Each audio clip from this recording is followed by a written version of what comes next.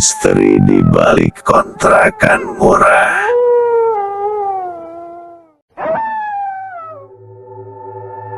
Aku sudah menjelaskan kepada ayah dan ibuku, tetapi mereka bersikukuh agar aku tetap tinggal di kontrakan itu. Oh ya, acara rutinan makan-makan sudah tidak dilakukan lagi semenjak bapak kontrakan meninggal. Sikap ibu kontrakan juga jadi dingin, jutek, dan malah seram. Sekarang, setiap ada suara ibu kontrakan menyapu subuh-subuh, aku malah merinding. Pernah suatu hari, aku dengar suara ibu kontrakan sedang menyapu. Ternyata saat kulihat, tidak tampak ibu kontrakan itu. Terus, siapa dong yang menyapu tadi?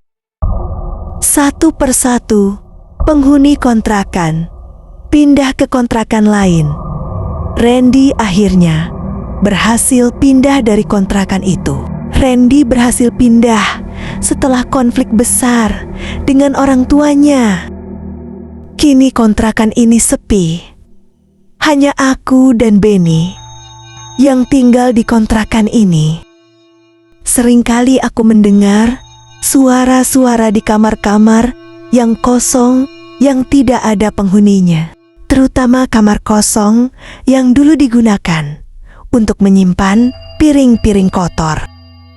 Pernah suatu saat ada seorang pegawai kantor yang mengontrak kamar di kontrakan ini. Tapi tidak sampai 3 hari, aku sudah tidak melihat pegawai itu di kontrakan ini.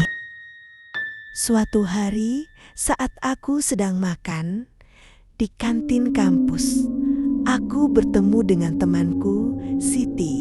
Siti salah satu temanku yang ikut kegiatan mahasiswa di bidang keagamaan. Aku pun akhirnya bercerita tentang kejadian yang kualami di kontrakanku. Akhirnya, Siti menyarankan aku untuk datang ke rumahnya. Keesokan harinya, aku datang ke rumahnya Siti. Di sana, aku dikenalkan ke ayahnya. Siti memanggil ayahnya dengan sebutan Abi. Lalu aku menceritakan semua kejadian yang kualami di kontrakanku kepada Abi. Abi mendengarkan semua ceritaku dengan seksama sambil sesekali menghela napas. Akhirnya, Abi buka suara setelah aku selesai bercerita. Nak, antar Abi ke kontrakanmu sekarang. Akhirnya, aku bersama Siti serta Abi bergegas menuju kontrakan. Sesampai di depan kontrakan, Abi berulang kali mengucapkan, "Astagfirullah, astagfirullah, astagfirullah." Lalu, Abi berkata kepadaku, Tinggalkan tempat ini.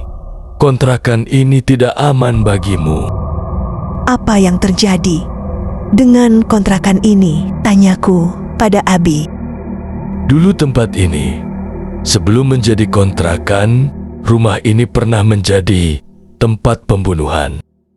Sebelum dijadikan kontrakan, rumah ini dulu adalah milik sepasang suami istri. Si laki-laki tersebut adalah seorang pejabat, dan wanita tersebut adalah istri simpanannya. Mereka tinggal di rumah itu hampir 2 tahun. Laki-laki tersebut hanya setiap akhir minggu datang ke rumah itu. Suatu hari, saat mereka berdua baru saja pulang dari berbelanja, tiba-tiba muncullah seorang wanita dengan wajah penuh kemarahan.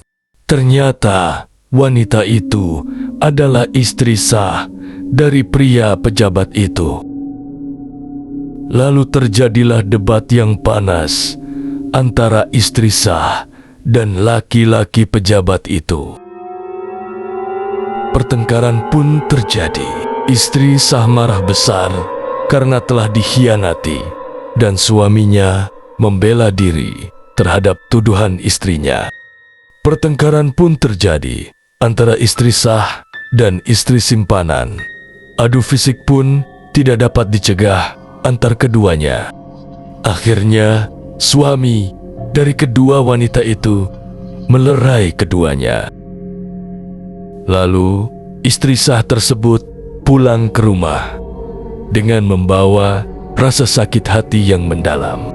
Berhari-hari dia mengurung diri dan selalu menangis. Akhirnya, istri Sah yang dikhianati suaminya itu menemui seorang dukun untuk membalas rasa sakit hatinya. Dia menceritakan apa yang telah dialaminya. Lalu sang dukun bertanya, Apa yang engkau inginkan? Aku hanya ingin wanita pelakor ini tersiksa seperti aku. Akhirnya sang dukun meminta syarat atas permintaan wanita itu. Keesokan malamnya, tepat di malam Jumat Kliwon, sang dukun segera memenuhi permintaan wanita itu. Dia mengumpulkan para dedemit, pocong, kuntilanak, dan banaspati untuk dikirimkan ke targetnya. Bagaimana cerita selanjutnya? Ikuti terus kisahnya di komik misteri dalam cerita Misteri di Balik Kontrakan Murah.